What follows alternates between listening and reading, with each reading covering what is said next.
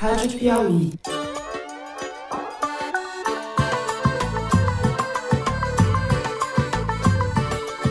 Olá, sejam muito bem-vindos ao Foro de Teresina, o podcast de política da revista Piauí. Mas nós não queremos prender o governo porque mente, nós queremos apenas ter o direito de contraditá-lo, de fiscalizá-lo, nós queremos ter o direito de falar a nossa verdade. Eu, Fernando de Barros e Silva, da minha casa em São Paulo, converso com os meus amigos no Estúdio Rastro, no Rio de Janeiro, Ana Clara Costa. Olá, Ana, bem-vinda.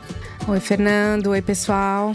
A minha turma do Colégio Militar fez 3 ministros de Estado.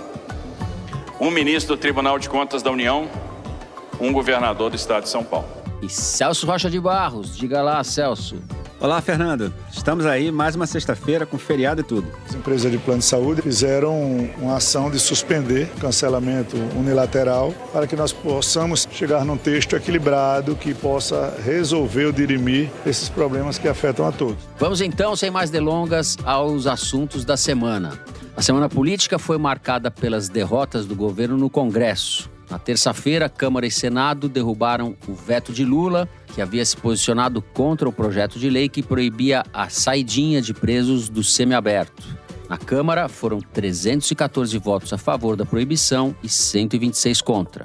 No Senado, 52 mantiveram a proibição e apenas 11 foram contra. Uma lavada e um retrocesso que premia a demagogia do lobby reacionário e acrescenta um fator de instabilidade ao sistema prisional do país. A gente vai discutir o aspecto político, a dificuldade do governo petista de lidar com um parlamento muito conservador e uma base muito instável. E vamos discutir também o mérito dessa decisão.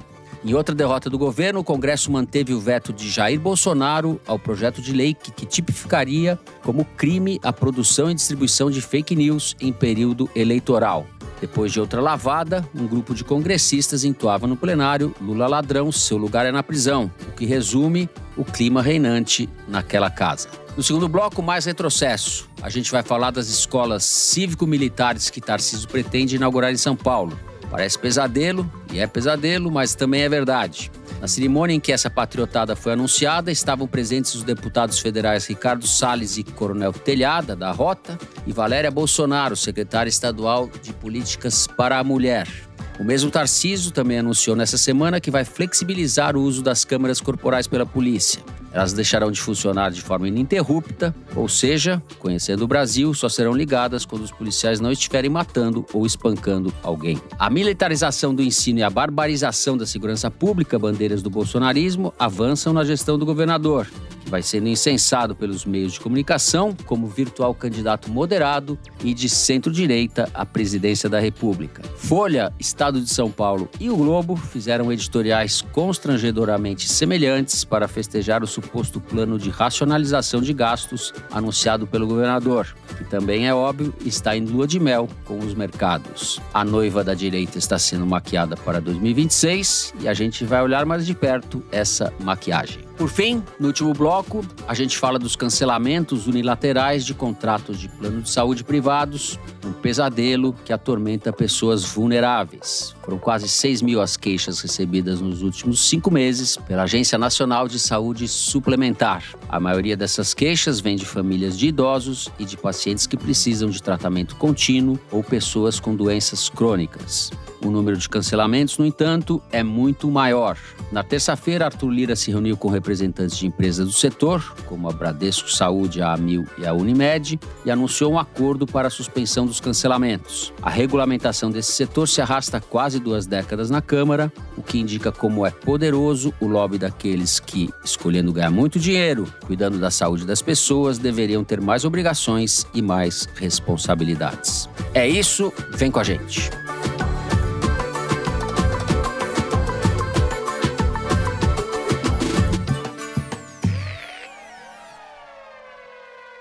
Muito bem, Celso, vamos começar com você. O Centrão se reuniu com a oposição bolsonarista e derrotou o governo de forma acachapante. O que a gente deve pensar disso? Pois é, Fernando. As derrotas foram grandes, mas a maioria delas já era esperada, né? Isso aí foi um pouco como aquele jogo de primeira fase de Libertadores jogando na altitude da Bolívia. Assim, você sabe que um resultado negativo é razoavelmente provável e tenta se garantir na volta. Assim, muitos é o flamenguista aqui fazendo head. Exatamente. Assim, muitas dessas votações foram sobre temas de costumes ou temas propícios a populismo penal, a bandido bom e bandido morto, etc., que eram pautas realmente que o governo joga na casa do adversário mesmo. Assim, a popularidade está do lado da direita nessas questões. E em alguns casos eu até achei interessante o governo aceitar ir pra briga e apanhar para marcar princípio. Mas o placar foi bem alto, né? O placar da derrota do governo. E tinha gente lá que achava que perderia de menos e numa dessas até poderia ganhar algumas delas, pelo menos. Mas o que ficou claro é que você estava dizendo aí que o Centrão se aliou aos bolsonaristas. Isso inclui o Centrão que está no governo Lula. Os partidos da base do governo Lula, muita gente votou com os bolsonaristas nessa questão. O União Brasil, que tem 3 ministérios, votou em bloco contra o governo. Pois é, exatamente. O PP do Arthur Lira votou praticamente todo mundo. Até 2 parlamentares petistas votaram contra o governo, né? O senador Fabiano Contarato e a Maria do Rosário, para minha surpresa, que é candidata à prefeitura no Rio Grande do Sul, Porto Alegre, e acho que fez média. Uma vergonha. Eu acho que foi uma coisa de campanha eleitoral, né? E o que você vai vendo aí é que isso aí não só reflete o fato de que tem partidos de direita com posições importantes no governo,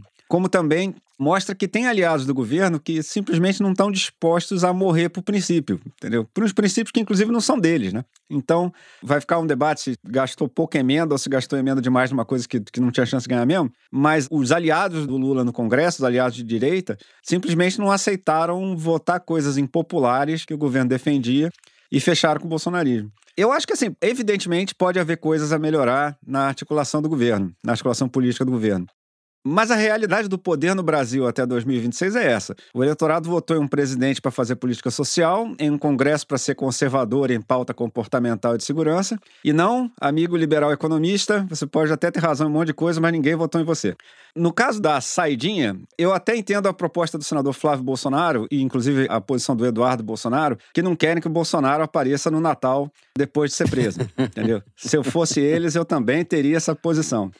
Mas descontando esses 2 parlamentares, eu acho que o que o Congresso fez foi errado. Assim, a gente tem que ter uma discussão sobre política prisional. A gente tem que saber equilibrar o que é o cara que não vai conseguir ser recuperado, pelo menos no sistema atual, e gente que pode perfeitamente ser reabilitada para a sociedade depois de ter cometido um erro. Na elite brasileira, tá cheia de jovens que cometeram um ou outro crime na juventude sem ser pego e depois se tornaram adultos responsáveis, entendeu? Então, assim, não é impossível a pessoa se reabilitar. A lei estabelece uma série de condicionalidades para que a pessoa possa exatamente, sair. Exatamente. Não ninguém é tá soltando o maníaco do parque para ir... Fez latrocínio, exato. São pessoas crime hediondo que estão... não pode sair. Exatamente, Ninguém está soltando o serial killer aí. Aberto, etc. Exato. E esses criminosos mais leves são os que, em tese, a gente conseguiria, talvez, reabilitar, né? Agora, se você isolar o cara da família dele do jeito que esse projeto faz, a família dele passa a ser a facção criminosa, né? Assim, é quem pode dar alguma espécie de apoio para ele na vida dele. Então, assim, é um projeto populista, porque isso claramente parece ser rigoroso contra o crime, assim, parece ser uma coisa, opa, vai ter menos gente me assaltando porque fizeram isso,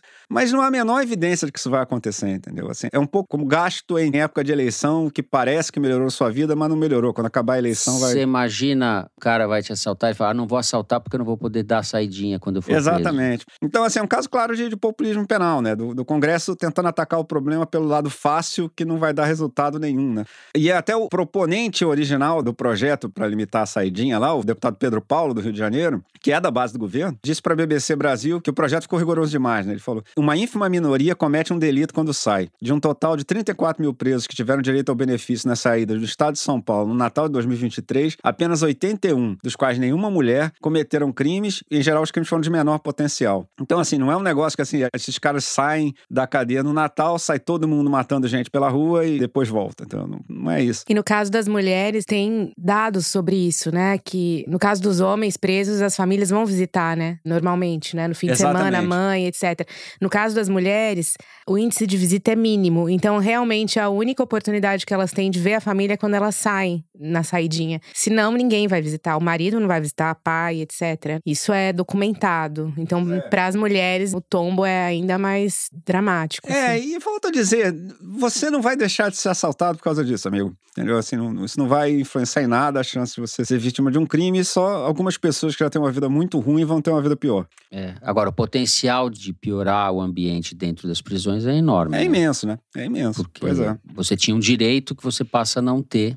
E pessoas que já estavam se ressocializando, que é essa ideia da prisão também, né? A principal, você não só isolar o sujeito, mas ressocializar, ela passa a ser, como você falou, cooptada pelas facções, porque vai ficar lá dentro. Pois é. Eu queria mencionar que na LDO, a direita conseguiu enfiar na lei orçamentária uma proibição a gastos com programas sociais para pessoas que estão em ocupação de terra, cirurgias em adolescentes para mudar de gênero, o que não tem no Brasil, não pode fazer isso, mas eles enfiaram isso de qualquer jeito. Ou gastos, e que aí começa a ficar esquisito, com contestação da família tradicional, com programas educacionais que contestam a família tradicional. Assim, um monte dessas coisas são bizarrias que os caras botaram para fazer vídeo pro TikTok, mas se for pro judiciário vai cair, porque é obviamente inconstitucional. Agora, o medo é que, por exemplo, essas coisas, proibir questionar a família tradicional. O medo é que isso tenha impacto em programas sérios, né? Por exemplo, programas de educação sexual, que reduziriam assédio sexual, violência contra a mulher, ou em programas a favor da tolerância. Por exemplo, se o governo lançar uma apostila dizendo que os alunos de escola precisam respeitar seus colegas gays e lésbicas, ele pode sofrer impeachment? Isso é oficialmente a coisa mais imbecil que eu vi na vida. Vai ter menos professor dizendo para uma moça trans que ela tem os mesmos direitos de todo mundo, e tudo isso para uns caras poderem tirar selfie no Congresso. É sempre bom lembrar, essa homofobia funciona eleitoralmente como política, porque é sinalizar conservadorismo com o desejo dos outros, né? Assim, se a direita fosse mesmo conservadora e moral, ela teria como prioridade regular a promiscuidade heterossexual, que é muito mais comum na sociedade como um todo, e, aliás, é proibido na Bíblia com a mesma ênfase que a homossexualidade. Mas isso tiraria voto, porque você basicamente estaria restringindo o comportamento da maioria da população. Então, esses caras que fazem política focando muito em restringir direitos LGBT, o que eles estão oferecendo ao eleitor é isso, você sinalizar que você é cristão, que você é conservador, etc., sem ter que fazer sacrifício nenhum no seu próprio comportamento, entendeu? Você está basicamente tornando mais infeliz uma pequena minoria de pessoas para reforçar uma autoimagem profundamente hipócrita. E só para terminar, a gente poderia, em tese, olhar isso aqui e falar, nossa, totalmente normal, o Congresso é de direita, então ele vota contra essas pautas quando o governo de esquerda propõe. E, em parte, isso é verdade. Agora, também é verdade que quando o governo propõe temas que, em tese, são bem vistos pelo mercado, que é um setor que a direita procura agradar, não é verdade que isso passe fácil na Câmara, não. Assim, quando o Haddad vai lá levar a reforma tributária ou o novo arcabouço fiscal, o governo tem que gastar muito capital político para aprovar isso. E é bom dizer, o governo não está gastando esse capital político para aprovar programas altamente esquerdistas, enfim, um programa econômico do PT ou nada disso. Está gastando esse capital político para aprovar uma agenda que, se você pedir para os deputados preencherem um formulário sobre a própria ideologia, eles vão dizer que são a favor. Então, basicamente, a situação do Lula é o seguinte: o Congresso vai ser rápido em vetar temas progressistas na área comportamental, mas vai ser lento para aprovar, inclusive temas caros ao mercado na pauta econômica. Perfeito. Família tradicional bem retratada na obra do Nelson Rodrigues. Essa é a família tradicional brasileira. Patriarcal. Ana Clara, vamos falar um pouco de política de novo, dos bastidores, para usar essa palavra que eu não gosto de usar, dos bastidores dessas votações?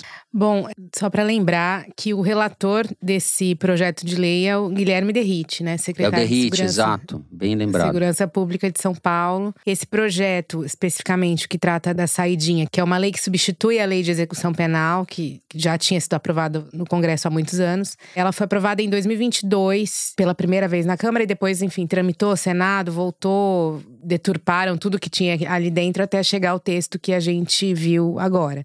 E eles tinham muita pressa em aprovar esse projeto, também em razão das eleições municipais. Porque esses deputados, muitos deles são candidatos a prefeito, ou então apoiam candidatos a prefeito, e eles queriam ter a pauta para apresentar na hora da eleição, né? Eles queriam dizer, olha o que eu fiz. E a segurança pública, a gente sabe, a gente vem falando aqui semana após semana, é um assunto principal. Um dos principais, se não não principal hoje na vida das pessoas, né? Se sobrepõe até a discussão econômica, né? Então, não é de se estranhar que havia essa sangria para votar isso logo e votar isso antes que esses deputados saíssem pré-candidatos, depois candidatos, porque daí, segundo semestre, no Congresso não vai existir, né? A Câmara é super vinculada às eleições municipais, então praticamente não vai acontecer nada. Então, só para falar um pouco da urgência dessa questão esse ano. Quando esse projeto de lei foi aprovado na forma como ele está em março, o Lula vetou alguns dispositivos, incluindo o próprio fim da saidinha, né?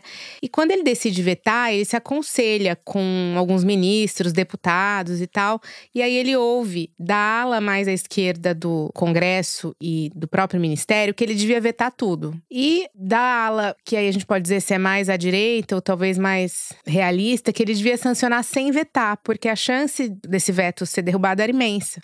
E aí, algumas outras pessoas sugeriram que ele vetasse outra coisa, não vetasse o fim da saidinha, que ele vetasse, por exemplo, a exigência de exame criminológico para progressão para o regime aberto, que é um ponto que está inserido nessa lei. Mas no fim ele preferiu vetar o fim da saidinha logo de cara, porque achava que tinha que marcar uma posição nesse assunto, né?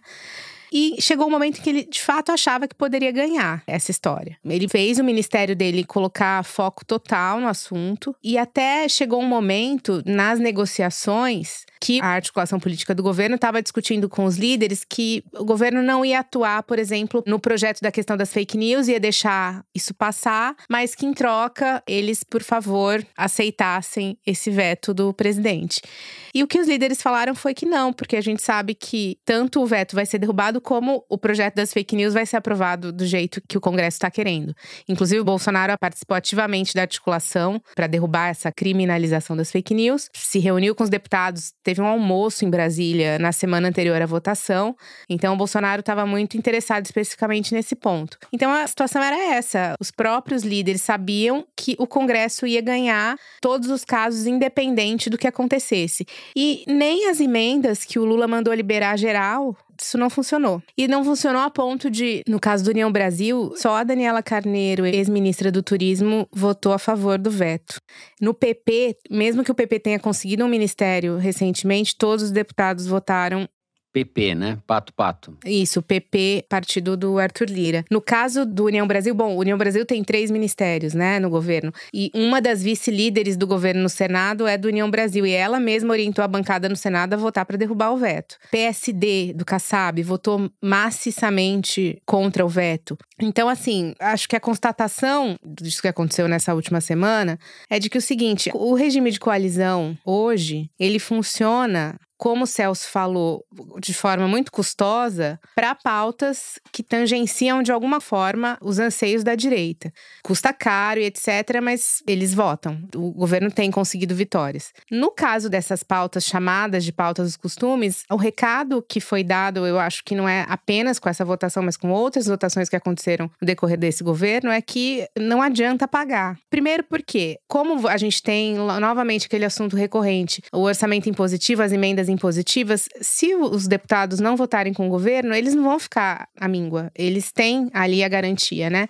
E no caso dessas votações específicas desse dia, onde eles ganharam muito dinheiro nessa votação, muito dinheiro em emendas, porque não dá pra dizer que eles saíram com a mão abanando desse dia de derrotas pro governo, é que eles votaram favoravelmente à manutenção do veto do Lula à LDO, porque tinha um novo dispositivo na LDO que eles tinham aprovado e que aumentaria ainda mais a autonomia do legislativo para conseguir dinheiro do orçamento. Então, o Lula vetou e eles mantiveram esse veto. Foi a única vitória, que depois o governo ficou dizendo que essa que era a vitória importante, que as outras derrotas já estavam contratadas e tal. O que não é exatamente verdade pelo que você está relatando, certo? É que assim, fica muito exposto, né? Um nervo exposto de que as pautas progressistas não tem vez, não importa o quanto o governo pague.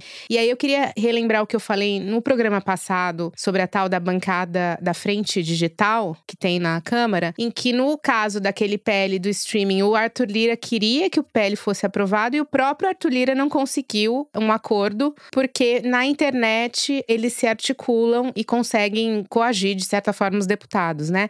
E acontece um pouco a mesma coisa agora. É muito difícil competir com essa voracidade das redes. O Bolsonaro domina isso, né? A direita domina isso muito mais que a esquerda hoje em dia. Hoje em dia, creio que desde sempre, né? Na verdade. E só uma última questão, que foi o seguinte: alguns parlamentares da base que eu ouvi acham que o Lula foi mal aconselhado pelo ministro Ricardo Lewandowski, porque o STF tem uma visão mais consolidada sobre esse assunto, que é um pouco o que a gente falou aqui, da necessidade de ressocialização e de que as saidinhas são uma medida inserida no âmbito do sistema progressivo do cumprimento de pena e que isso está pacificado na Constituição e não deve ser mudado. Então, esse foi o aconselhamento que o ministro deu.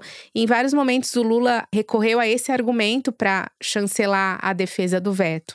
E alguns membros do governo com quem eu conversei acham que o ministro, quando orientou o Lula, orientou mais como ministro do Supremo do que como ministro da Justiça, em que ele devia ter uma temperatura política do Congresso mais realista, digamos. E aí tem gente que acha que talvez o Supremo entre nessa discussão, né? Que tente brigar com o Congresso nessa questão, mas isso ainda não tá… São só hipóteses ainda, conversas de bastidor, ainda ninguém falou publicamente sobre isso. Perfeito. Como disse o senador Ciro Nogueira, ex-ministro do Bolsonaro, não às pautas de esquerda e ouçam o Brasil. As coisas estão piores e vão piorar.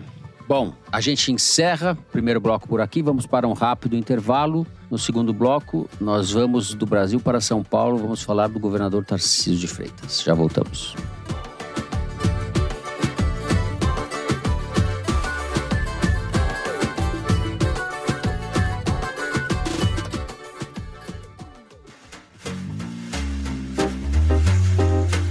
Já sabe o que vai fazer quando terminar de ouvir o Foro de Teresina? Então digita aí no seu computador ou celular revistapiauí.com.br e clica na aba Piauí Recomenda. Lá você encontra sugestões de filmes, séries, discos e livros indicados pelos nossos repórteres, editores e redatores.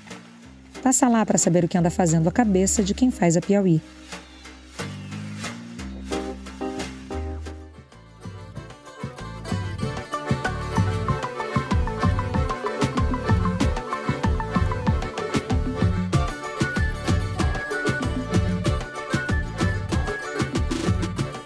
Muito bem, vamos falar de Tarcísio de Freitas. Celso, eu vou começar com você para a gente tratar do aspecto que eu mencionei na área econômica, esse plano aí fiscal dele, que foi recebido com rojões, festas, nas redações dos grandes jornais, nem tão grandes mais assim, mas dos grandes jornais do Brasil. E depois a Ana vai falar um pouco das escolas cívico-militares. A gente está pensando seriamente em entrar numa escola dessa, né, Ana? Para ver se a gente se emenda.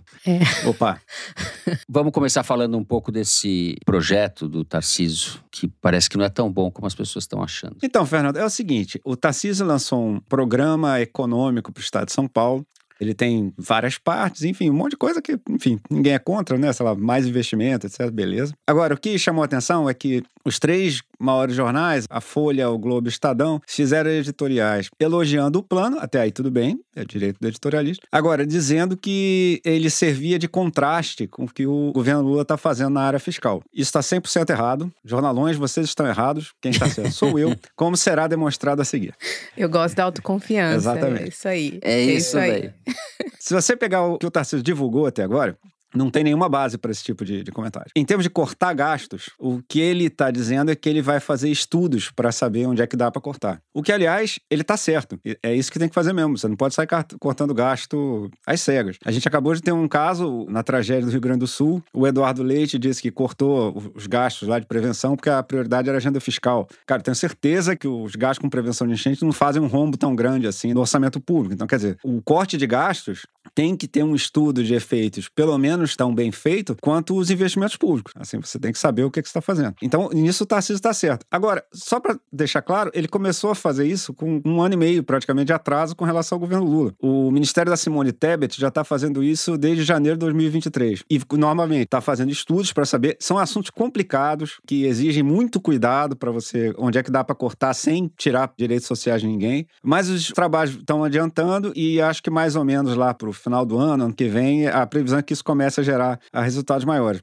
O Tarcísio está certo em fazer esses estudos, mas assim, isso não é contraste com... O único contraste possível aqui com o governo federal é que o governo federal começou a fazer primeiro. O Tarcísio não anunciou nenhum corte de gasto importante. Para os editoriais estarem dizendo que isso é uma demonstração de coragem, de enfrentar os desafios, não tem absolutamente nada de difícil anunciado pelo Tarcísio até agora em termos de efeitos de popularidade. O que o Tarcísio anunciou de relevante foi revisão de isenções tributárias, que é exatamente o que o Haddad está fazendo no nível federal, com oposição maciça dos bolsonaristas do Tarcísio no Congresso, entendeu? Então, se os bolsonaristas apoiam isso em São Paulo, seria uma gentileza se eles passassem a apoiar isso também, quando essas questões fossem levadas à votação no Congresso. E, novamente, não é uma questão de cortar na carne, de ter coragem, de encarar os debates difíceis, não. Enfim, é até difícil politicamente cortar benefícios fiscais, mas não é o tipo de coisa que os editorialistas estão sugerindo, entendeu? Não é uma questão de enfrentar os gastos, enfim, fora de controle, etc. Embora, novamente, eu concorde com a revisão dos benefícios fiscais, e já disse aqui várias vezes que concordo com as do Haddad também. Mas, novamente, não serve de contraste entre Tarcísio e Haddad. Assim, isso aí não tem diferença substantiva entre as duas coisas. A outra coisa que o Tarcísio anunciou, e que vamos desculpar, não é ajuste fiscal, é renegociar a dívida de São Paulo, entendeu? Isso aí não só não serve de contraste com o Haddad, como é pedir dinheiro pro Haddad, entendeu? Então, assim, esse ajuste fiscal aí até eu faço, meu amigo. Se o Haddad puder pedir pra ONU pagar a dívida do governo federal brasileiro, ele também faz, entendeu? Então, assim, isso aí não é absolutamente sinônimo de ser o governo corajoso que entrou lá e cortou tudo, porque, né, enfim, é fiscalista, a coisa toda. Isso não existe. Tem uma questão que eu acho que precisa ser melhor explicada sobre alienação de patrimônio, de imóveis, etc. Que aí, enfim, depende de como vai ser feito, mas eu acho que tem uma certa chance de dar errado também, assim, tem que ver como é que vai ser feito isso. E o ideal é você fazer isso por uma avaliação de se vale a pena ou não o governo manter isso aqui, em termos de interesse público. E não porque você está precisando de dinheiro, entendeu? É que nem privatização para fazer caixa, entendeu? Raramente dá certo, raramente é uma boa ideia, entendeu? Mesmo se você não tiver preconceito contra a privatização, entendeu? Privatização tem que ser decidida assim. Você acha que esse setor aqui vai ser melhor administrado pela iniciativa privada ou pelo governo? Se você achar que é iniciativa privada, você privatiza. Se você privatizar para fazer caixa, entendeu? Tem grande chance de você estar privatizando errado e, inclusive, de conseguir um preço menor, porque o cara que vai comprar sabe que você está desesperado para vender. Então, assim, eu tenho um certo ceticismo com relação a isso. E o que eu acho mais esquisito nesse entusiasmo editorial aí pelo plano do Tarcísio e no contraste disso com o que o Haddad está fazendo, é que eles estão pegando um ajuste que é uma versão mais ou menos semelhante ao que o Haddad está fazendo e estão usando isso para exigir que o Haddad faça coisas incomparavelmente mais difíceis, como, por exemplo, desvincular o piso da Previdência do salário mínimo. Que isso, sim, seria uma briga política gigantesca, enfim, independente se o ouvinte acha certo ou errado, mas seria, obviamente, dificílimo, ninguém conseguiu fazer até hoje. Ou então, por exemplo, tirar as vinculações de saúde e educação, entendeu? Que é um vespeiro político violentíssimo, entendeu? Então, eles estão pegando o Tarcísio fazendo coisa fácil e dizendo que devia servir inspiração para o Haddad fazer coisas incomparavelmente mais difíceis, entendeu? O que, novamente, não faz o menor sentido isso. Eu acho que todo mundo, quem quiser apoiar o Tarcísio, tem o direito de apoiar.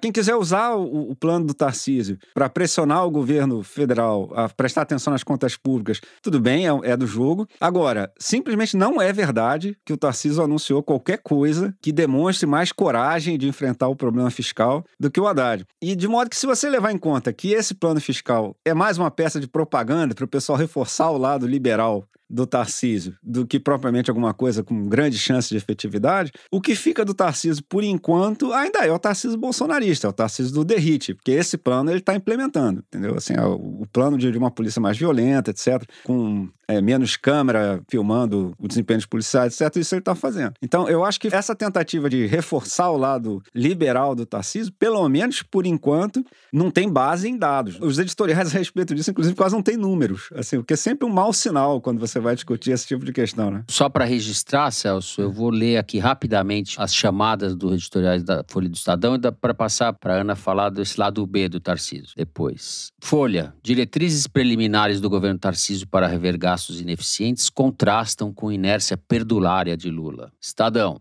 São Paulo aponta o caminho das pedras. Enquanto o governo federal acelera sua jornada rumo a uma trajetória fiscal insustentável, o governo paulista apresenta um plano promissor para racionalizar os gastos públicos. Tem o Globo também. São Paulo mostra a Brasília como fazer ajuste de gastos. Ou seja, pessoal, os ouvintes do Foro de Teresina estão levando de graça, com corte de gastos, uma análise, né? O que está por trás desses editoriais. O vento. Ana Clara, vamos falar um pouco das escolas cívico-militares ou das câmeras dos policiais que vão ser desligadas na hora que eles vão fazer, que eles vão pro escurinho do cinema. Por onde a gente vai começar? Bom, da forma como é hoje, as câmeras são ligadas automaticamente, né? Mas o governo de São Paulo lançou um edital para compra de novas câmeras que dão autonomia para o policial ligar ou desligar a filmagem. O capitão Derrite, nosso conhecido secretário de Segurança Pública, disse que, na verdade, isso é só uma medida protocolar porque o governo está gastando muito dinheiro para manter armazenados os vídeos dessas filmagens e muitos deles são inúteis, a maioria deles é inútil. Então ele disse que se o policial não ligar a câmera, ela vai ser remotamente acionada pelo chefe da missão e só vai ser armazenado o que fizer sentido. Agora, quem vai definir o que faz sentido? Quem vai dizer esse vídeo é importante, esse vídeo não é? O Ministério da Justiça anunciou um conjunto de normas federais para tentar disciplinar o uso das câmeras em todos os estados e o governo de São Paulo disse que vai ver o que vai fazer, não deixou claro que vai cumprir todas essas determinações. Agora, sim, ligar e desligar a câmera na farda é só a ponta do iceberg de uma política de segurança pública desenhada, né, que a gente tem visto, desenhada para matar preto e pobre. Nessa mesma direção, o governo do Tarcísio conseguiu maioria na LERJ para recriar o modelo de escolas cívico-militares que o governo federal tinha descartado quando o Lula assumiu. E vejam vocês o que disse o secretário de Educação de São Paulo, Renato Feder. Ele diz que a gestão dessas escolas vai ser compartilhada entre as polícias e a Secretaria de Educação. Ele disse que vai ter um policial da reserva cuidando da administração e da disciplina da escola e a Secretaria de Educação vão cuidar do currículo e da condução pedagógica. Como se essas coisas fossem dissociadas numa escola, né? A transversalidade é um preceito básico. Como que se dissocia a disciplina da condução pedagógica, por exemplo? Outra coisa que o Renato Feder disse, aliás, a Piauí fez um perfil do Renato Feder alguns meses atrás, recomendo a leitura. Ele disse que esses policiais da reserva ficariam responsáveis por atividades cívicas e de cidadania das escolas. Como se esses dois pontos não pudessem ser conduzidos por educadores, né? Se você é governador e você acha que os professores e pedagogos não são capazes de ensinar cidadania, que os policiais são, bom, então você militariza tudo, né? Se essa é a sua convicção do que é cidadania. E essa premissa de ser policial, assim, ela é muito perigosa, porque não é a premissa de eles são educadores, eles têm formação para lidar com crianças e adolescentes, eles têm experiência pedagógica comprovada. Isso não tá na lei que foi aprovada. Só tá que ele precisa ser um policial da reserva. O Feder também diz que, aí eu vou abrir aspas, né? Ele diz que a implantação das escolas busca, abre aspas, o enfrentamento da violência, veja bem, e a promoção da cultura da paz. Num estado que hoje tem a política de segurança pública que a gente tá vendo, que é mortífera, que vem assassinando as pessoas indiscriminadamente. Na verdade, discriminadamente, né? É discriminado porque é um certo perfil de pessoa. E é uma situação preocupante porque o governo realmente acha, tem certeza que a população está feliz com a matança que eles empreenderam ao longo desse último ano, né? Acho que a gente já mencionou isso aqui em programas anteriores, mas a última pesquisa da Quest, feita em abril, mostra que o Tarcísio, além de ter 62% de aprovação, 33% das pessoas acham a política de segurança pública boa e 36% regular, ou seja, a minoria acha péssima. E é um resultado melhor que o do governo federal. Agora, tudo isso que está acontecendo no âmbito da segurança pública e da educação, né, no caso das escolas, isso passa ao largo dos interesses do mercado, que, como o Celso bem disse, junto com os editoriais dos jornais, está encantado com o Tarcísio, né? E eu queria falar de uma espécie de roadshow que ele fez em Nova York, agora em maio, para participar de vários eventos de negócios. E ele quis quis apresentar para os investidores tudo que ele tem a intenção de vender, privatizar, conceder em São Paulo, como a Sabesp, né? E aí ele se reuniu com fundos, bancos e disse que vai vender mais ou menos 200 bilhões de reais. E ninguém, obviamente, perguntou nada sobre política de segurança pública para ele ali. Não era o interesse da galera, né? E uma curiosidade sobre essa viagem para Nova York é que ela aconteceu ao mesmo tempo da exibição de um documentário sobre o Paulo Guedes. O título do documentário: O Caminho da Prosperidade, o Grande Legado de Paulo Guedes. Foi um documentário feito, enfim, patrocinado por empresas. Foi um documentário patrocinado por empresários, em especial o Winston Ling, aquele empresário do Rio Grande do Sul. O Tarcísio, obviamente, foi ao lançamento do documentário em Nova York, durante essa viagem. E segundo a colunista Carla Araújo, do UOL, que estava acompanhando a exibição, o Paulo Guedes disse que, abre aspas, todo mundo sabe que ele vai ser presidente. E esse encantamento tá chegando num tal ponto que a Faria Lima já tá começando a fazer apostas em possíveis ministros da Fazenda do Tarcísio. Nossa Senhora, continua. E apesar… Vai queimar, continua. E apesar do legado, entre aspas, do Paulo Guedes, né, conforme o documentário, quem tem se colocado mesmo para jogo é o Roberto Campos Neto. O comportamento errático do Campos Neto no Banco Central recentemente, quando ele rachou a diretoria na última reunião do Copom, ignorou o guidance que ele mesmo tinha dado sobre a trajetória da Selic. O que se diz no mercado é que ele está se posicionando, está se mostrando para o Tarcísio. Esse governo hipotético, né, que a Faria Lima idealiza, tem hoje esses dois nomes. E o que o Campos Neto fez na última… sem Bolsonaro. Não é bolsonarismo moderado, é bolsonarismo sem Bolsonaro, fisicamente. Mas, ou com Bolsonaro nos bastidores, fisicamente, né? eu digo, sem farofa no chão. É bolsonarismo sem farofa no chão. O resto… O que o Campos Neto fez nessa última reunião do Copom, na verdade, foi contaminar a credibilidade do Banco Central e insinuar que havia uma interferência política, já colocando um lixo tóxico, assim, pra quem fica, né? Já que ele vai sair esse ano do Banco Central. E aí, assim, queria lembrar que não à toa os dois, tanto o Tarcísio quanto o Campos Neto, estavam no jantar oferecido pelo Luciano Huck ao Campos Neto no último dia 17 de maio. No qual, segundo o Luciano Huck, pelo relato da Mônica Bergamo, não falaram de política, era um jantar entre amigos. Exato. Agora é curioso esse jantar acontecer em meio a todas essas discussões, né? Ao que ele fez no Banco Central, às expectativas do que ele seria numa campanha do Tarcísio. O Luciano Huck é ligeiro, né? E aí, assim, por último, eu vou repetir uma coisa que eu já disse em programas passados, que acho que casa um pouco com o que o Celso falou hoje, desse mau humor com o Haddad e com a política econômica do Haddad, no caso, em comparação com a do Tarcísio, né? Porque quando, na verdade, não haveria justificativa racional para isso.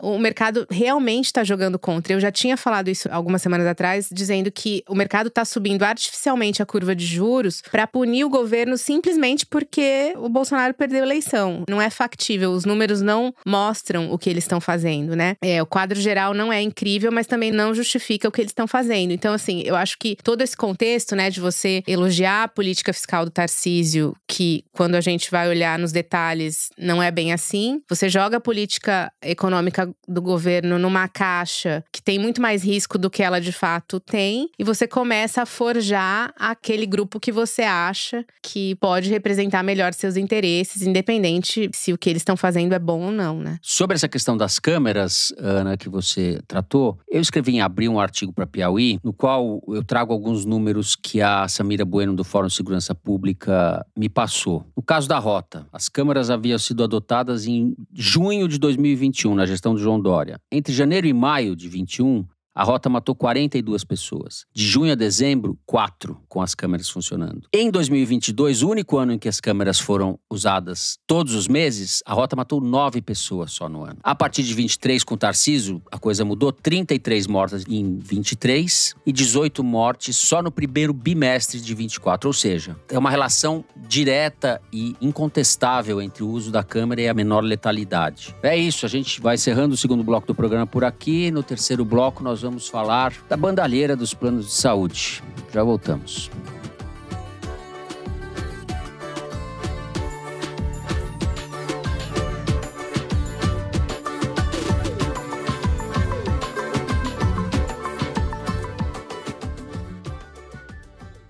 Oi, eu sou a Bárbara Rubira. eu tô aqui para te convidar para ouvir o episódio dessa semana do podcast Rádio Novelo Apresenta. O tema da vez é o progresso. A gente tá sempre, enquanto nação, correndo atrás de um tal progresso, um tal desenvolvimento, né? Coisas boas e coisas novas. Às vezes, a passo de formiguinha, e às vezes num ritmo frenético, sem freio, passando por cima de muita coisa e de muita gente. No primeiro ato do episódio, o Caio Santos e a Núbia Matos contam a história de um quilombo que entrou na rede, pro bem e pro mal. No segundo ato, eu levo vocês para Brasília, mas antes de Brasília, para falar de todo um mundo que foi extinguido pela chegada da capital. Quando terminar de ouvir o foro, procure aí na sua plataforma de áudio favorita o Rádio Novelo Apresenta. Toda quinta-feira tem episódio novo, com histórias que você nem sabia que precisava ouvir.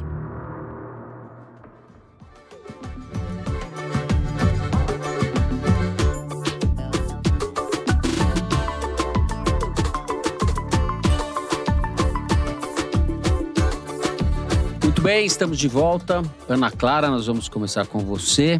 Temos esse drama das pessoas recebendo a notícia de que seus planos foram cancelados, mas as seguradoras têm brecha legal para fazer isso, certo? Podemos começar por aí? Sim, exatamente. Basicamente porque uma lei sancionada em 98 e que disciplina esse setor permite que elas cancelem unilateralmente os contratos, mesmo que não haja fraude ou inadimplência. Ou seja, é imoral, mas não é ilegal. É completamente imoral. Completamente. E o fato de não ser ilegal é imoral também. Bom, os principais atores dessa desordem que a gente tá vendo são a Amil em primeiro lugar e a Unimed em segundo lugar. São duas das maiores operadoras de plano de saúde do país. A Amil tinha planos de rescindir unilateralmente 70 mil contratos, dos quais 35 mil foram rescindidos. E a Unimed seria um total de 40 mil contratos. O Arthur Lira, que é um deputado muito alinhado com o setor de saúde privada e tem uma atuação conhecida e até, vamos dizer, controversa no Ministério da Saúde e na ANS, que é a Agência Nacional de Saúde Suplementar, que regula o setor, ele rapidamente se reuniu com as empresas para cobrar delas uma solução. E a solução momentânea acordada com o Lira foi parar com essas rescisões, reincorporar alguns desses conveniados, mas isso é momentâneo, é empurrar com a barriga e esperar o problema voltar logo mais, ou que a ANS encontre uma solução lucrativa para as seguradoras. De novo, o Lira é muito sensível aos interesses das empresas do setor de saúde, ou seja, ele defende essas empresas em geral. Mas nesse caso, a repercussão negativa vinha sendo avassaladora. Já havia até quórum para se criar uma CPI para investigar essas empresas, e acho que isso o Lira não quer. E justamente em ano eleitoral, ou seja, nenhum político quer ficar com a marca de ter ignorado que os planos de saúde rompem contratos com seus eleitores, até por mais que esses planos sejam ótimos doadores de campanha, né?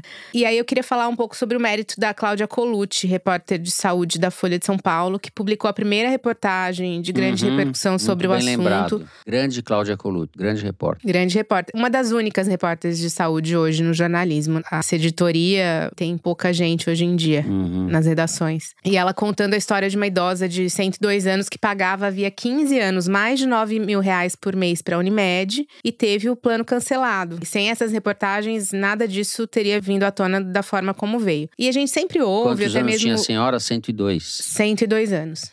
A gente sempre ouve ou até mesmo vivenciou situações em que planos de saúde se recusaram a pagar por determinado procedimento, né? E aí a questão acaba na justiça, enfim, fica aquela confusão. Mas a rescisão unilateral é uma novidade, apesar de ser permitida desde sempre. E isso está acontecendo do ano passado para cá em razão de um misto de falta de regulação e uma dose de ganância das empresas. Eu vou tentar explicar aqui muito resumidamente porque o assunto é complicado. Quando aquela lei de 98 foi criada, basicamente tinha dois tipos de plano de saúde. O individual, que eu, Ana Clara, podia contratar, e o empresarial, que a revista Piauí contratava para os funcionários dela, vamos supor. A ANS estabeleceu regras para regular o segurado do plano individual, definindo inclusive os limites de reajuste desses planos, enquanto os contratos das empresas eram fechados e repactuados anualmente com as operadoras direto, assim, naquele esquema de livre mercado. Rapidamente, as operadoras perceberam que os planos individuais não seriam muito lucrativos, né, por causa desse limite limite de reajuste da ANS.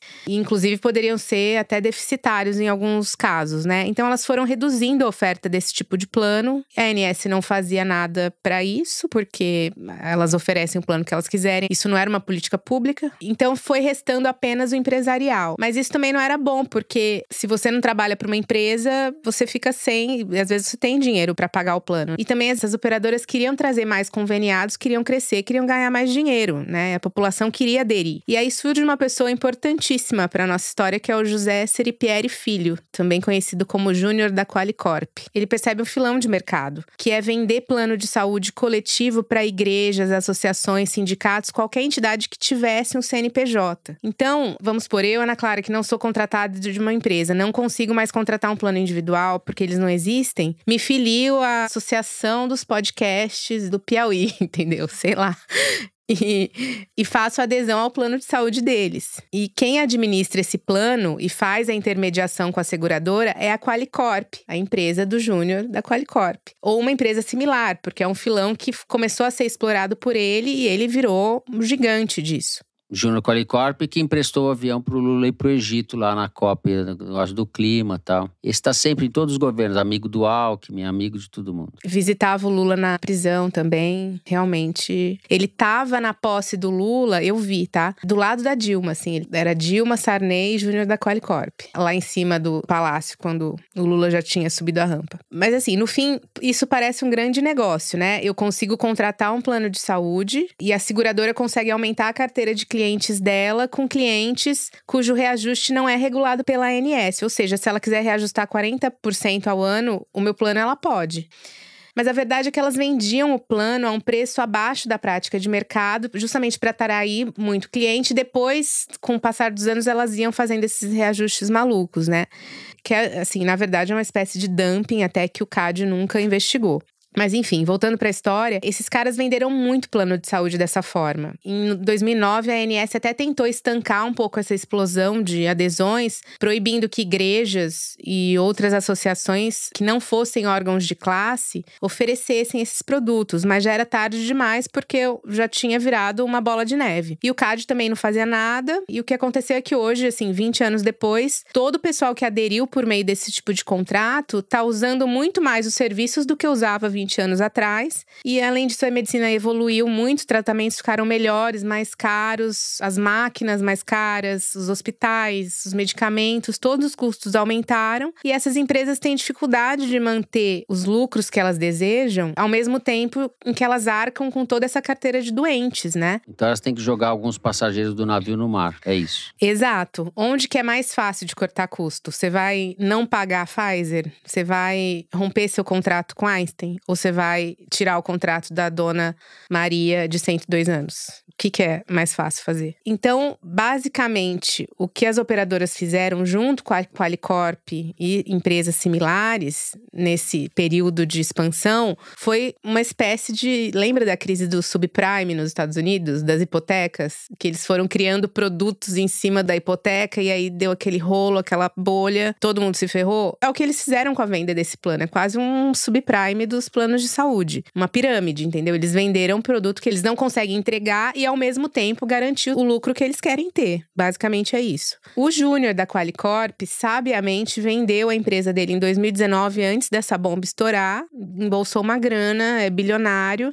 E no ano passado, ele comprou a Amil, que estava numa situação bem complicada, porque o mercado já tinha virado, não estava tendo o lucro que ela tinha, que tinha uma dívida muito maior do que os próprios ativos da empresa e tal, e aí ele começou a cortar custo, porque a empresa estava numa situação difícil. E é por isso que a Amil é a empresa que mais cortou os contratos com as pessoas mais doentes. Qual que é a moral da história? Não é porque o Arthur Lira deu uns berros essa semana com as empresas de saúde que elas vão mudar a sua estratégia. O que aconteceu na avaliação de quem observa o setor é, na verdade, um respiro. E até o próprio acordo que ele fechou com os empresários é um acordo de boca a boca, né? Um acordo no fio do bigode, não é um acordo escrito, né? Então, eles vão ter que encontrar uma forma de reequilibrar esses contratos, seja voltando no futuro a rescindir, como eles estão fazendo agora, seja melhorando para as empresas de planos de saúde a regulação de uma forma que permita que elas ganhem mais dinheiro. Que o cara possa continuar tendo suas necessidades básicas básicas atendidas, tipo ter um aviãozinho particular. Exato. O dono, tô falando necessidades do dono do plano.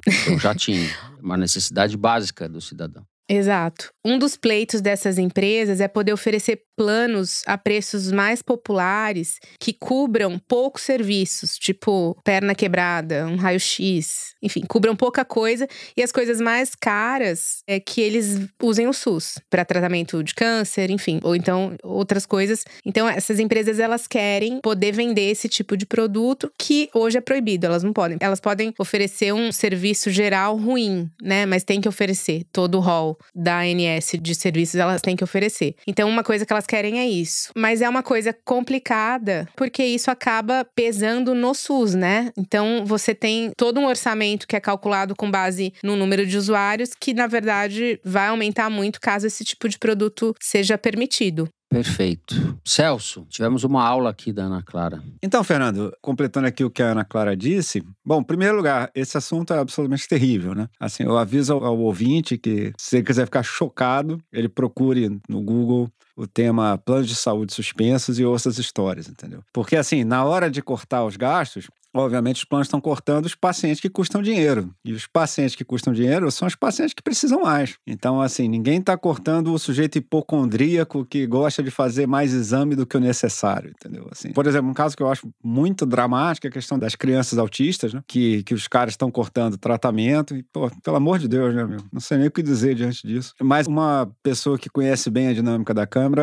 me disse, não só autista, velhinho, criança hemofílica, mulheres com câncer metastático, crianças transplantadas estão tendo plano cortado. É difícil, né, amigão? É difícil. Eu sou partidário da saúde pública, eu acho que o SUS é uma das grandes realizações brasileiras. Vale lembrar como os tempos eram outros, né? O SUS era uma proposta de médicos sanitaristas comunistas, que foi aprovada por uma constituinte maciçamente de direita, mas os deputados de direita na época sabiam que tinha que ter um negócio desse, que eram outros tempos. Mas enfim, são empresas privadas, a gente entende que a gente tem que ter um planejamento financeiro, mas isso não pode fazer, né, amigão? Não pode fazer isso, não. Agora, essas pessoas que acompanharam esse problema, pessoas que estão agindo junto aos doentes, as pessoas que tiveram plano cortado, algumas delas ficaram meio cabreiras com o acordo do Arthur Lira. Como disse a Ana, em primeiro lugar, é um acordo verbal. O Arthur Lira foi lá, chamou os caras, conversou e falou, resolvemos.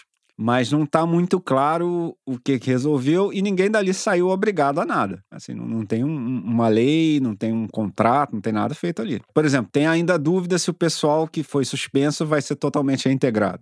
A gente ainda não sabe se isso vai acontecer. Será que eles só concordaram em parar de cortar de agora em diante? Então, porque isso normalmente é feito em ondas. Por exemplo, a pessoa que eu conversei, que vem acompanhando esse debate, falou que de abril para maio do ano passado teve uma onda de cancelamentos. E que aí parou e agora voltou agora do final de abril para agora. Então, será que isso que o Lira negociou é só uma suspensão da onda desse ano e vai voltar? A gente não sabe. Mas a principal preocupação das pessoas que vêm acompanhando esse debate é que as operadoras tenham topado um acordo para suspender esses cancelamentos em troca de alguma promessa do Lira de uma regulação mais favorável para os planos de saúde. O projeto de lei que regula os planos de saúde está na Câmara desde 2006, são 18 anos parado. Os planos de saúde, como disse a Ana, gostariam de várias mudanças favoráveis a eles, como essa possibilidade de vender planos mais simples, né? Esse negócio dos planos mais simples tem perigos, né? Tem riscos nessa proposta, porque a gente não pode ter como horizonte o que acontece nos Estados Unidos, né? É aquela história, você perde 2 dedos num acidente na fábrica, você chega no hospital, seu plano de saúde só cobre reimplantar um dedo. E isso não só é socialmente indesejável, como é profundamente ineficiente para as empresas americanas monitorarem esses gastos. Claramente seria mais eficiente para os Estados Unidos ter um sistema de saúde público, como o britânico, por exemplo, que é 100% estatal. O sistema de saúde deles é tão bom, um motivo de orgulho nacional. Margaret Thatcher não teve coragem de encostar naquilo, deixou daquilo ali como encontrou. E se vocês olharem a abertura da Olimpíada de Londres, eles incluíram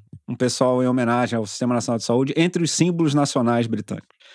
Os Estados Unidos lucraria muito em ter um negócio desse. Inglaterra, esse país comunista, né? Pois é, exatamente. Mas, enfim, o sistema brasileiro admite o setor privado, tudo bem.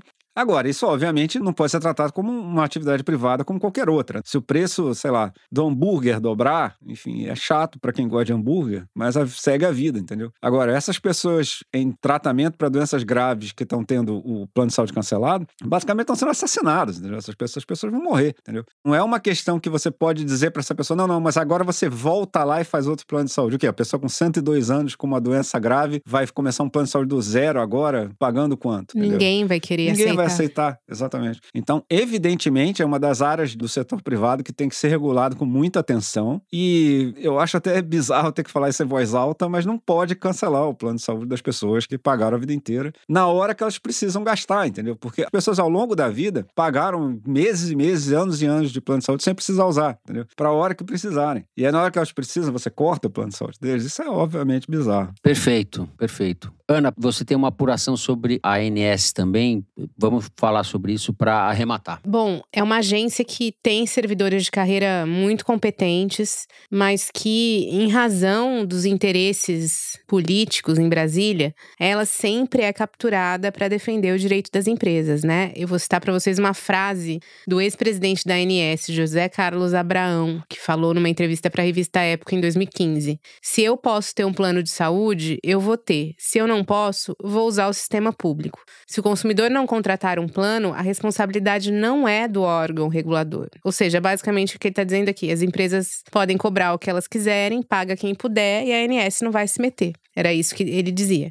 O atual presidente é o Paulo Rebelo, que é um técnico da burocracia de Brasília que sempre foi ligado ao PP do Arthur Lira. Ele trabalhou com Ricardo Barros, vocês se lembram, que foi o ministro da Saúde do Temer e um dos acusados da roubalheira na época da Covid, daquela vacina Covaxin. O PP assumiu tudo no Ministério da Saúde depois do impeachment da Dilma. E por isso também que a vida da ministra Anísia Trindade não é fácil, né? Independentemente dela ser ou não uma boa gestora, ela é atacada ferozmente pelo presidente da Câmara, cujo partido perdeu talvez o seu maior pote de ouro. E pra gente ter uma ideia, assim, de como a situação é nebulosa, né? A própria aprovação da compra da Amil no ano passado foi feita pelo Paulo Rebelo na ANS em decisão monocrática, sem que ele mesmo submetesse essa avaliação para a diretoria colegiada da agência, né? Que é um movimento atípico quando esse tipo de negociação acontece, enfim, envolvendo tantos bilhões. O negócio foi de 11 bilhões, se eu não me engano. A gente falou um pouco desses pleitos das seguradoras, como oferecer planos mais restritivos, né, a preços menores. Na prática, isso já acontece de certa forma com a Hapvida, que hoje é a maior operadora do país. 1 em cada 6 brasileiros que tem convênio médico é cliente da Hapvida hoje. E o serviço que ela oferece é tão insuficiente, para dizer o mínimo, que a própria seguradora acaba encaminhando o segurado para o SUS. Isso já acontece. E a Hapvida, a gente tem que lembrar, é a mesma que orientou os médicos a oferecerem cloroquina para todo mundo na pandemia. Foi investigada na CPI, mas os seus donos não sofreram nenhuma punição. Essa é uma empresa conhecida por doar muito dinheiro pro PP, do Arthur Lira, do Ciro Nogueira, além de todo esse desempenho aí na época da Covid, né? E embora o maior problema dela não seja hoje os cancelamentos de planos, como no caso da Amil e da Unimed, ela tem descumprido decisões judiciais que a obrigariam a pagar tratamentos que ela não quer pagar. Uma série de reportagens do Estadão mostrou isso, citando até vários casos de pessoas que acabaram morrendo por falta de cuidado médico. Aí, pra gente ter uma ideia de como a situação é na ANS, o Ministério Público de São Paulo instaurou um inquérito para investigar e o presidente da ANS, o Paulo Rebelo, disse em entrevista que ele não abriria uma investigação na ANS sobre o caso porque achava que não precisava. Que beleza. Então, esse é o diagnóstico. Não vai ter CPI nenhuma sobre isso por razões que vocês acabam de mostrar. Se tivesse CPI, mais fácil formar um círculo e sai todo mundo algemado. Os congressistas, os donos de plano e tal. Bom, que melancólico tudo isso. Que desolador. Vamos encerrando o terceiro bloco do programa por aqui. Vamos para um rápido intervalo, respiramos e voltamos para o Kinder Ovo.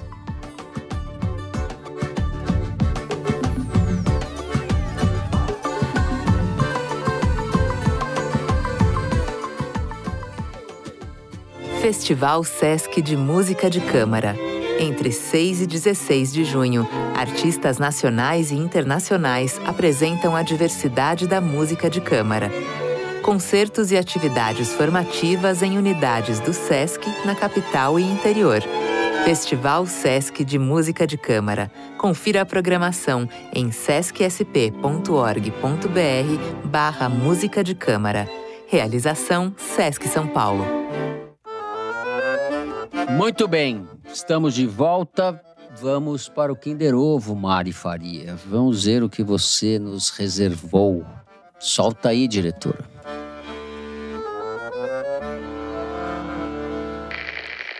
Vejo é que as mudanças climáticas é como se fosse uma panaceia para explicar todos os problemas da humanidade. É como a Aldo Rebelo. Consenso de Washington na década de 90. Tudo se explica. Quem falaria uma merda dessa? Né?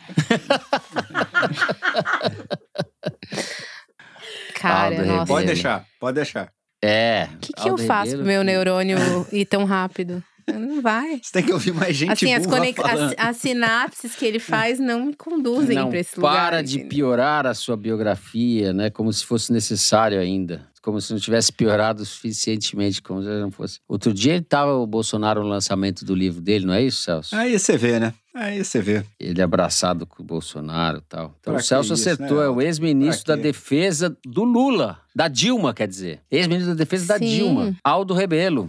Em entrevista ao canal Portal AgroMais. Agora, com os novos amigos dele, o AgroMais. Vocês lembram quando o Bolsonaro quis se reunir com o Lula? Quando o Lula era presidente, ele era deputado. E ele foi no Palácio da Alvorada. Foi o Aldo Rebelo que levou. E o Lula deixou ele plantado, não recebeu ele. Então a relação é antiga. O Bolsonaro votou no Lula em 2002, não foi? Foi. Porque os militares odiavam o FHC mais. Essa é uma conversão das mais indecentes da história da República. É pior do que a do Roberto Freire. Ele tá superando o Roberto Freire. Não, comparável. O Roberto Freire é uma mudança gradual dentro da democracia. Né? Não. Você pode discordar, mas Exato. Enfim, você vê uma lógica no que ele vai fazendo. Sim. Isso aí, meu amigo, sei lá, viu? Nem vou falar nada. Bom, grande momento. Bom esse Kinder Ovo. A gente encerra o momento Kinder Ovo, glorioso para o Celso. E vamos direto para as cartinhas, para o Correio Elegante, o momento de vocês. Começo eu, né? O melhor momento do programa, como eu digo. Na terça-feira dessa semana, a Denise Coleta, 2 L's e 2 T's, nos mandou a seguinte mensagem pelo Instagram da Piauí. Só queria contar para vocês que tenho o privilégio de escutar esse episódio do Foro enquanto minha bolsa rompeu e espero entrar em trabalho de parto de gêmeas. Só assim, com essa comparação, para que as notícias do Brasil pareçam mais relaxantes, né? É isso, lembrando que controle é apenas uma ilusão. Grande abraço e continuem com o bom trabalho. Denise, então felicidade para você com os gêmeos. Denise, boa hora. Boa hora. Talvez quando ela nos ouça, elas já tenham nascido. Depois nos conte os nomes das garotas. É isso aí. Como dizia o Caetano, te damos as boas-vindas. Pelo Spotify, a Yara Biondi mandou. O problema do Foro é que eu escuto fazendo as atividades domésticas e o programa acaba e o serviço não. Olha, Yara, eu acho que a gente podia fazer o programa de 2 horas para ajudar o pessoal na faxina, né? O que vocês acham? Eu sempre vou ter o que falar. A Michele Dalbianco pede a nossa ajuda numa campanha. A minha intenção com esse e-mail é resgatar um ouvinte que ainda não conseguiu superar o trauma passado. Minha irmã Letícia, a quem chantagearei para ouvir este episódio em que minha carta será lida. Boa. Minhas manhãs de sábado não são completas sem minha habitual parceira comentarista de foros. Conquistei outra amiga como ouvinte na intenção de ter com quem comentar em meio à grande massa de direita que nos cerca, mas minha irmã é para mim insubstituível. Volte, Letícia. Você ganhará mais do que nossos áudios trocados sobre o foro e a política brasileira. Você ganhará novamente 1 hora de qualidade, conhecimento, informação e muita diversão. #Volte, Letícia. Pô, Letícia, volta, Letícia. Volta. Como chama a irmã da Letícia que faz a carta? A Michele Dalbianco. Michele. Ô, Letícia, conversa com a Michele aí. Quebra nosso galho aí, Letícia. A gente é legal. Bom, com esse apelo à Letícia, a gente vai encerrando o programa de hoje por aqui. Se você gostou, e aí eu faço o meu apelo, não deixe de dar 5 stars no Spotify. Eu tô muito vigarista pedindo essas estrelas, né, Mari? Mas tudo bem. Segue a gente no Apple Podcast, na Amazon Music, favorita na Deezer ou se inscreva no YouTube. O Foro de Teresina é uma produção da Rádio Novelo para a revista Piauí. A coordenação geral é da Evelyn Argenta, a direção é da Mari Faria, com produção e distribuição da Maria Júlia Vieira. A checagem é do Gilberto Porcidônio, a edição é da Evelyn Argenta, da Luísa Silvestrini e do Thiago Picado. A identidade visual é da Amanda Lopes. A finalização e mixagem são do João Jabassi e do Luiz Rodrigues, da Pipoca Sound, que são também os intérpretes da nossa melodia tema. A coordenação digital é da Bia Ribeiro, da Emily Almeida e do Fábio Brizola. O programa de hoje foi gravado no feriadão, no estúdio Rastro do Dani Di, que teve que trabalhar no Rio de Janeiro, e na minha casa em São Paulo. Eu me despeço então dos meus amigos. Tchau, Ana. Aproveita o fim de feriado aí. Tchau, Fernando. Até semana que vem. E tchau, Celso. Fim de feriado aí pra você também. Tchau, Fernando. Até semana que vem. Bom feriado pra todo mundo. É isso, gente. Um abraço a todos e até a semana que vem.